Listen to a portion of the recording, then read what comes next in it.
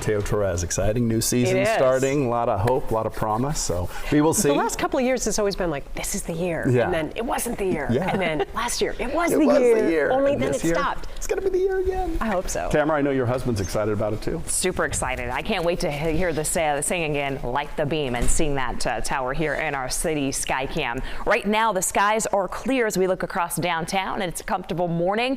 You'll probably want to layer for yourself and the kids getting out the door to kick off this Tuesday. Skies right now mainly clear, winds are light. It's 54 degrees right now in the capital city. We'll be moving up from there, looking at 10 o'clock temperatures in the upper 60s. Eventually we'll hit the mid 70s around lunchtime, just a mild noontime lunch. If you have time to get outside at that point, it'll be a beautiful midday. And then as we head through the latter portion of the afternoon, plan for daytime highs to peak in the lower to mid 80s range. Right now, waking up in the foothills, Placerville, Auburn, Colfax area, down and through Sonora. You've got temperatures that are in the upper 50s. Along the Delta, we're looking at mid 50s and some patchy fog if you're traveling towards the Bay Area first thing on this Tuesday morning. In the foothills, your day looks like this. We're looking at low 60s at 9 a.m., moving to the low 70s by lunchtime with plenty of sunshine. Gorgeous day for working out outdoors with highs today in the upper 70s. Coming up in my full forecast, I'll show you some even warmer days ahead in that forecast ahead.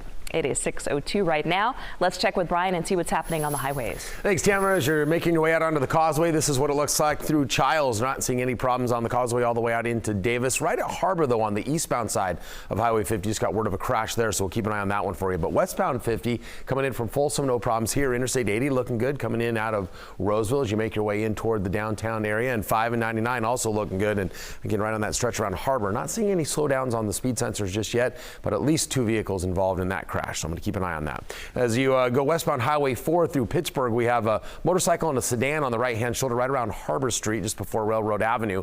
That's been slowing things down a little bit, and then you've got some congestion beyond that. Northbound I-5 looking good. 99 southbound just south of Stockton, looking like a little bit of a slowdown there, but no incidents reported in that stretch. Northbound out of Modesto, a 13-minute ride to Manteca, 51 minutes across the top of 205, and westbound 580, 31 minutes over the Altamont Pass. And then here in Sacramento, as you saw on the map, everything's running at the limit. Deirdre? All right, thank you. Happening today on Capitol Hill, Governor Newsom's U.S. Senate appointee, LaFonza Butler, is going to be sworn in. She will be filling the seat that was left vacant by the death of Senator Dianne Feinstein. Now, in an interview with the L.A. Times, the former California labor leader and advisor to Kamala Harris says that she didn't know she was being considered for the appointment until Saturday, but she says she is ready to honor the legacy and the leadership of Feinstein. In his first public comments since the appointment, Governor Newsom says she is the best choice for the job. And that is the ability to create a dynamic on the outside that moves the needle on the inside. Few people as skilled as LaFonza Butler to understand that push-pull between those on the outside and how to move things in terms of setting an agenda and actually accomplishing something. So I think she's in many ways more qualified than the vast majority of folks that are in a lot of elected offices.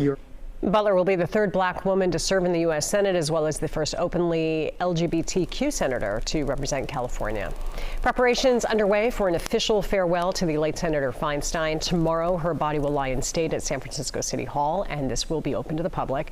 People can attend and sign a condolence book from 9 a.m. until 7 p.m. Meanwhile, the funeral service for the late senator has been moved to the steps of San Francisco City Hall, and the public is now invited to attend that as well. That's starting at 1 o'clock in the afternoon. You'll be able to watch the service online. Also, on Capitol Hill this morning, the battle for Republican leadership begins. House Speaker Kevin McCarthy is fighting for his job as a fierce conservative critic filed a motion to vacate that initiates the process to remove him from his post. KCRA3's Christopher Salas is in our Washington newsroom now with more on how soon this vote could actually happen. Following the motion to vacate, the process of trying to remove a House Speaker has to happen within 2 days, but it's complicated, and at this point it's unclear how it will all end up.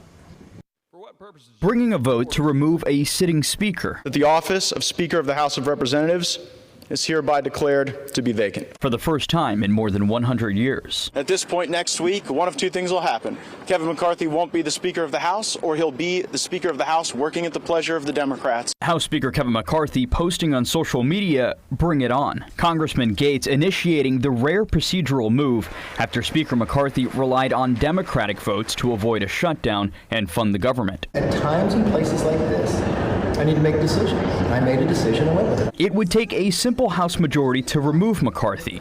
Republicans are split on Gates' decision. I think he's a petulant child. Conscience is telling me to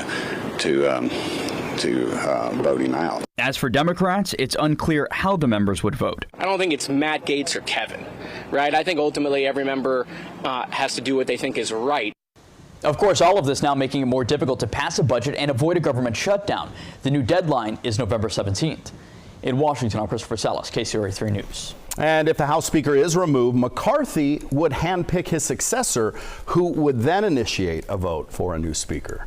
Well, a West Sacramento police officer who was awarded for making DUI arrests is now accused of driving under the influence. Raymond Barrientos had worked for the West Sacramento Police for around 9 years. He was arrested for DUI over the weekend. The San Joaquin County Sheriff's Office says that a deputy did a traffic stop on Barrientos on Saturday, just before noon, on Highway 99 at Highway 4 in the Stockton area. The Sheriff's Office called the Highway Patrol, and they did arrest Barrientos for DUI. KCRA 3 has confirmed with West Sacramento Police that a photo posted on the department's Facebook page from April of 2015 shows Officer Barrientos getting an award from the organization Mothers Against Drunk Driving. Caption says it's for having the most DUI arrests in the agency in 2014. We work very, very closely with West Sac Police Department, and we're trusting that they're going to handle it well internally and that the officer will be held accountable, which is what's important to us. West Sacramento police say Barrientos was not on duty and was not driving a department vehicle when this happened. He will be on paid administrative leave while the internal investigation takes place. Well, an inmate who walked away from a Nevada detention center and then killed a man in Sacramento has been found guilty of first-degree murder. And now, victim's family is suing. The Nevada Department of Corrections says Jonathan Autry, seen here, was considered a non-violent offender when he was serving time for fraud charges in Carson City. He escaped from a minimum security work camp back in March of 2021 and quickly made it to Sacramento, where they say he beat 64-year-old Rocky Pastrino Sr. to death in his apartment. The connection between Autry and the victim is unclear. Pastorino's family is suing the Nevada Department of Corrections, claiming they should have kept Autry in custody. We're now just 24 hours away from a potential strike by tens of thousands of workers at Kaiser hospitals and medical facilities. KCRA 3's Mike Tassell joins us live from downtown Sacramento with an update. And Mike, it's looking like this will happen. Well, Teo, let's not get ahead of ourselves. There are still 24 hours of negotiations still left here, and Kaiser has said they will continue to negotiate at least through midday today. So there's a possibility the strike could potentially be averted, but if not, then Kaiser locations like this one at the downtown Commons could be impacted, and that is because Kaiser did receive notice of a possible 3-day strike beginning at 6 a.m. tomorrow and continuing through Friday. That would involve some 75,000 healthcare workers who all belong to the coalition of Kaiser Permanente unions. That's like medical assistants, lab techs, admin staff. The coalition says the strike is to protest unfair labor practices and unsafe staffing levels.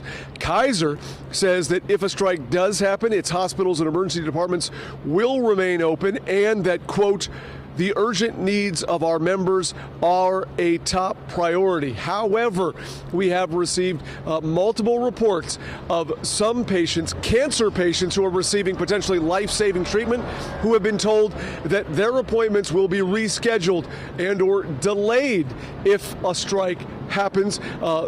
Meaning to them, at least in talking to one of them, they don't feel like they're a top priority in these negotiations right now. Either way, those negotiations are continuing to try to potentially avoid this strike. Live in downtown Sacramento, Mike Tassell, KCRA 3 News. Well, Kaiser says it offers leading compensation to its employees in every market where Kaiser operates. Well, they got their pictures out of the way. Now it is time to get to work. Today, the Sacramento Kings start training camp, and the team has some very lofty expectations. Mike Cherry joining us now with a look at this year's squad. Yeah, so the Kings ended a 16-season playoff drought last year. Now they're hungry for more. all of the key players from last year's squad, they're back, and they've also added some more pieces that are giving fans and players hope that this year will be even better. The Kings hosting their media day yesterday. That's where they get their pictures taken, do some funny bits that you see on the scoreboard or on the broadcast during the seasons. They also met with the media. The biggest addition this year, Bulgarian sharpshooter Sasha Vesnikov. He was drafted a few years ago, stayed in the European League where he became the MVP. His rights were traded to the Kings, and this year he decided to make the jump to the NBA. Every day is like better and better, you know, and that's what I'm expecting the games too, like with every other game to be better and better. You know, it's different. I'm flying from other continent, other country, but you know, as I said, I'm here for my dream, for my work, and the team to win. One of our shooting drills, I think, is like 150 shots, and I think he missed 7. Like he's up there with some of the best shooters in the world. The Kings starting 5, they're all back, led by All-Stars Darren Fox and Domantas Sabonis. Veteran Harrison Barnes just signed a new deal. Kevin Huerter is in his second year with the Kings. Keegan Murray was a rookie sensation last year. Now many expect him to take the next step toward being a future All-Star. Then, take a look at the first 5 off the bench. You got Malik Monk, who had a fantastic season last year, and you add in Vezenkov. Davion Mitchell is a defensive dynamo, and they just added JaVale McGee, who's a veteran player known for blocking shots, and you also have Trey Lyles, who was re-signed after a big season. Team also excited about the other 8 players on the squad who all could step in and fill minutes if there are injuries. We do have a QR code up where you can hear much more from all of the players and Coach Brown. I think one of the most interesting aspects of it is somebody asked Coach Brown, okay, well, last year you had the expectations to potentially go to the playoffs. Now he says it's title. So what a difference. Yeah, boy, it does. You know, what a difference a couple seasons make. Yeah. You know? Okay, real quick though, do you know which NBA franchise is the oldest? I think this answer will surprise people too. Yeah, it's the Kings, right? That's what we're talking about. They're the oldest franchise, starting 100 years ago, back in 1923. Of course, they didn't start here. They were born in Rochester, New York, at the Rochester Seagrams. They became the Royals in 1945, then moved to Cincinnati in 1957. Then it was off to Kansas City and Omaha in 1972. That's when they became the Kings. And they've been in Sacramento since 1985, but they almost ended up in Seattle 10 years ago. You probably know that, but you may not know the full story. Well, a KCRA3 documentary produced by Michelle Dapper and our special projects team centers around the fight between 2 cities for the fate of the NBA franchise. It airs Sunday night, October 8th, right after the 49ers-Cowboys game right here on KCRA3. It was such a crazy time here in this city when that was going on. And, you know, we would have live shots from, like, you know, a conference room where decisions were going to be made. And people were like, just, what's the answer? What's the answer? And this is going to give you great insight to a lot of that, especially for folks like me who, again, you're transplants and you may not know the full backstory. Well, it's just a good sports story. It really is. Period.